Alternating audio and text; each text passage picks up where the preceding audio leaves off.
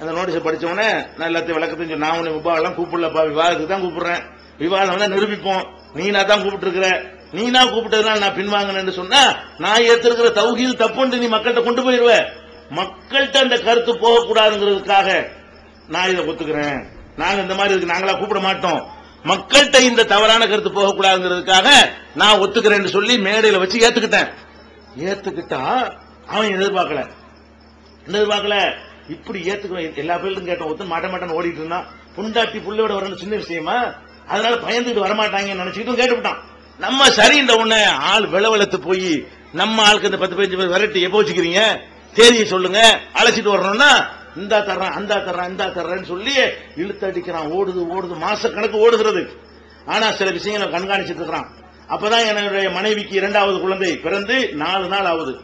2வது குழந்தை பிறந்த 4 நாள் இருக்கும் பொழுது சொல்றான் இப்ப ரெடிங்கிறான். தெரிஞ்சுக்கிட்டு அவனுக்கு ஏஜென்ட் இங்க இருந்தாங்க, இங்க இருந்து டெலிவரி டைம் பிள்ளையோட வரமாட்டாங்க, மனைவி மக்களோட வரணும்ல, கால் பண்ண போகணும்ல, இந்த நேரத்தில் வரமாட்டாங்கன்னு சவால் வர்றான்.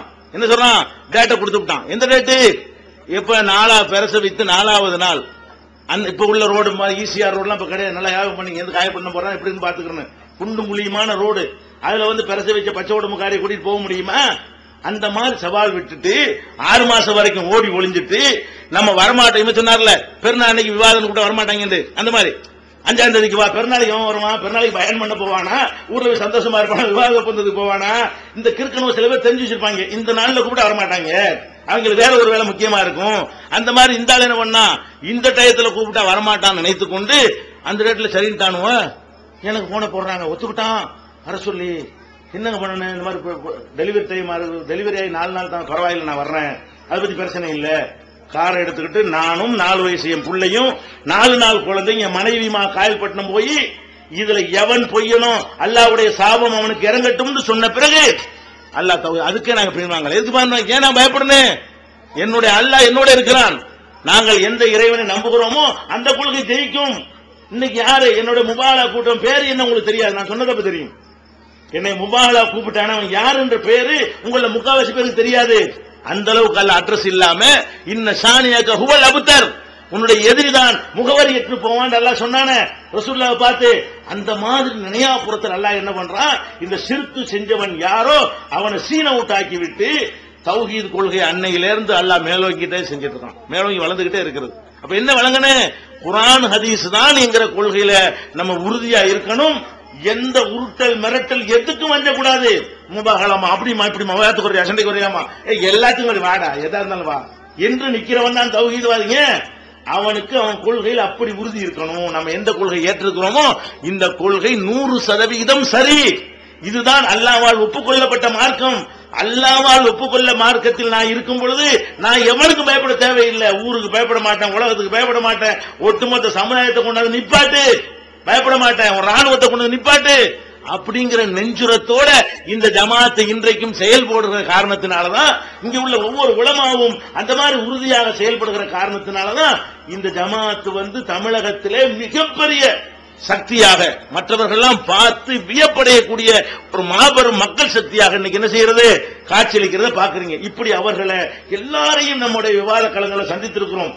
இந்த மாதிரி விவாதங்கள் மாத்திரமில்ல, இந்த சமுதாயத்துக்கு எதிராக எத்தனை அவதூறு பிரச்சாரங்கள் நடத்தப்படுகிற சங் பரிவார கும்பல்களால் குண்டு வச்சுட்டு நம்ம மேல போடுறான், அவன் குண்டு வைக்கிறான், நம்ம பள்ளிவாசல்ல வந்து வைக்கிறான், அந்த பள்ளியை நம்ம மேல போடுறானே. இதுக்கு நீங்கள் விவாதத்துக்கு அழைத்தீர்களா? நாங்கள் அழைச்சோமே, நாங்கள் ராமகோபாலனை அழைத்திருக்கிறோம், நாங்கள் இலகணேசனை அழைத்திருக்கிறோம். இல்ல அவர் ரொம்ப இன்டெலெக்சுவல், அவர் வேணா வேற கூட்டிட்டு வாங்குறாங்க. அப்ப என்ன பண்றான்னு கேட்டா அவங்க தௌஹீத் ஜமாத்னா ரொம்ப கரெக்டா இருப்பாங்க அப்படின்னு பயப்படுற அளவுக்கு எல்லாம் ஆக்கி இருக்கிறாங்க. யார கேட்கிறோம், குண்டு வச்சது விவாதிக்கணுங்கிற தீவிரவாதிங்கிறியா? நீ வச்ச நான் வச்ச விவரம் தெரியாது, பேப்பர்லாம் உங்க கையில இருக்குன்னு சொல்லி பொய்களையும் புழுகு மூட்டையும் அவித்து விட்டு பிற சமுதாய மக்கள் மத்தியில கசப்ப உண்டாக்க பாக்குறியா?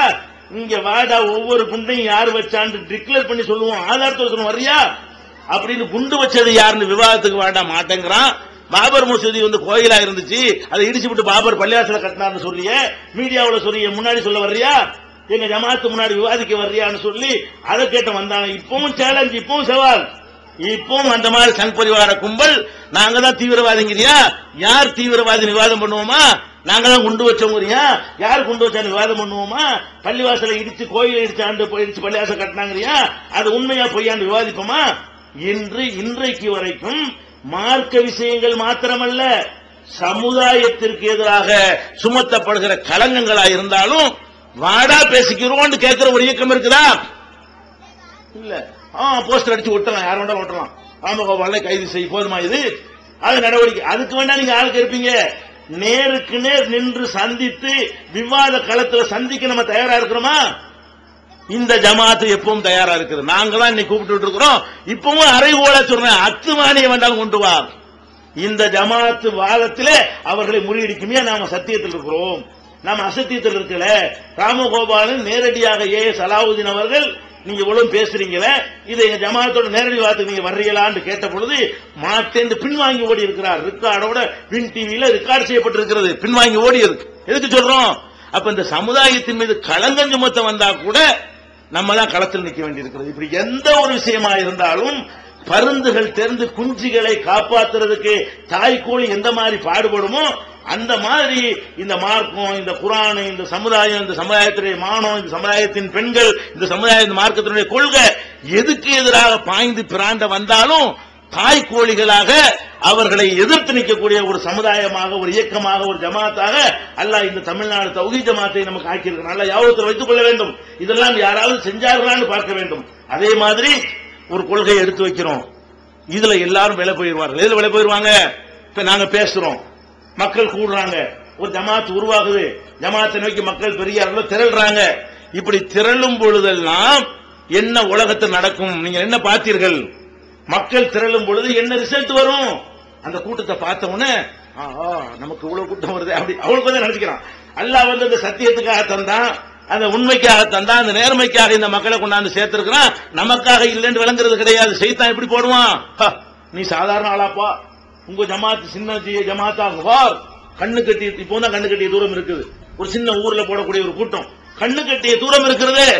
இந்த மக்களை வைத்துக் கொண்டு ஏன் நீ ஆதாயம் அடையாம இருக்கிற, இவங்களை வச்சு சம்பாதிக்காம இருக்கிற என்று எண்ணத்தை போட்டு சமுதாயத்தை முன்னேற்ற போறோம்னு சொன்னவங்க, சமுதாயத்துக்கு பாடுபட போறோம் என்று சொன்னவர்கள், எங்களுக்காக பதவி கேட்க மாட்டோம் சொன்னவர்கள், அல்லாஹ் மேல சத்தியமாக எங்களுக்கு நாங்கள் எதையும் கேட்க மாட்டோம் என்று சொன்னவர்கள் கொஞ்சம் கூட்டம் சேர்ந்த உடனே அரசியல் கட்சி என்கிறார்கள், அல்லாஹ் மேல சத்தியத்தை மறக்கிறார்கள், வாரிய வேணும் என்கிறார்கள், பதவிகளுக்கு அழைகிறார்கள், அரச